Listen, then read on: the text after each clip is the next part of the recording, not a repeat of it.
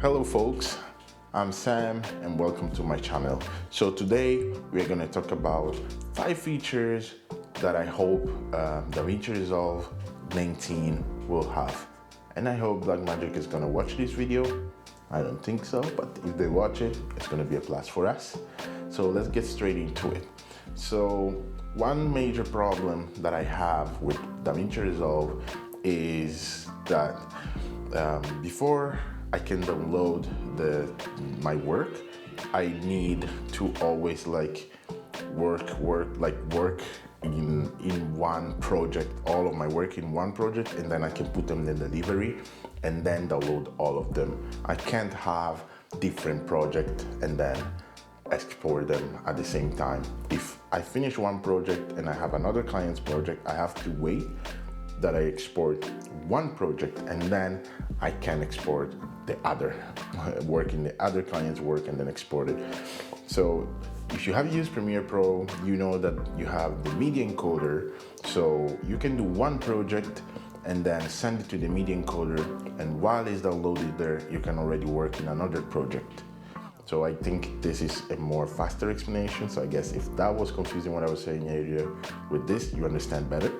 So one thing that they could do is that they actually have the proxy generator program or app or however you want to call it. So they could use that as kind of a media encoder that Premiere Pro uses. So after we finish to do a project, we could send it to the proxy generator, or if they want to change the name and call it whatever they want to call it, and then we can download it from there while we are working in another project, which will be amazing because as for now, you can't do that. You have to always finish exporting a client's project and then wait that it finishes, and then you can start another project. The second point is the proxy generator itself.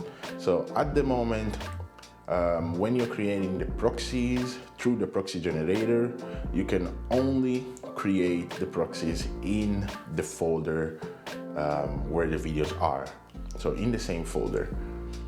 While what they could change is that they could let you select another folder that you would like to create the proxies in.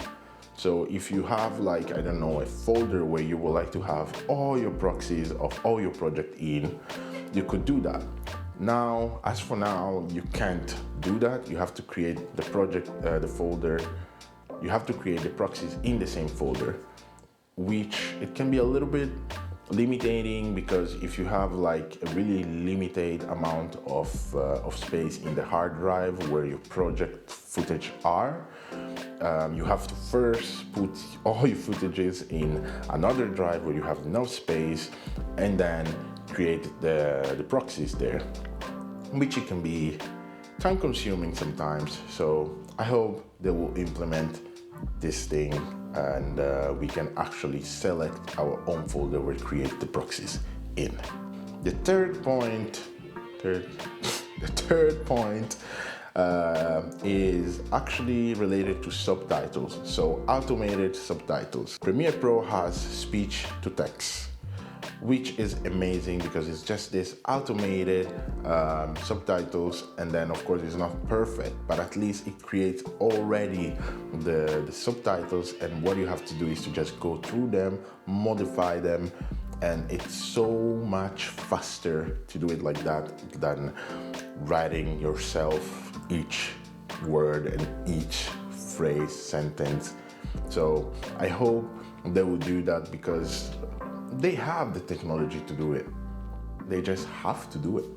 This is actually really connected to a video that I have already done, this 4-point, and I will leave the link up here and you can go watch it when you finish here, which I talk about the Blackmagic Cloud. Premiere Pro has this frame IO, which is amazing. It's amazing. It doesn't, of course, permit to have editing with another editor, but it permits the client to actually see the footage without actually downloading the footage and actually don't needing to have Premiere Pro. And at the same time, they can correct some mistakes you have in the footage or in the editing and write exactly on the number, like write basically straight in the editing tab what they would like to change, what doesn't work for them, so you can literally understand the right time on the timeline, what they are talking about, and they don't need anything else. Like you don't need any time code or anything else because they have it there visually and they are literally writing on the right exact point where the problem you're talking about is. While with Blackmagic Cloud at the moment is only to be able to edit with someone else, which it makes sense, but it would be cool if they will open up it to actually be able to do so that it can be used with clients too. So clients that don't need to have Davinci Resolve and they can just be viewing the video straight from your editing timeline and comment exactly from there, and in the same time what they would like to change, which is an amazing workflow. And I know, Davinci, you have the technology to do these things, so please just do it for us, please. The fit point is actually something that it doesn't really bother me, but it'll still be cool to have it, just for the sake of having it. You never know. And that is the free flow management windows or workspace. And that is like in Premiere Pro, you know that you can literally change each window and put them however you want. Currently in Davinci Resolve, you can't do that. So that would be cool if Blackmagic will literally allow you to do that.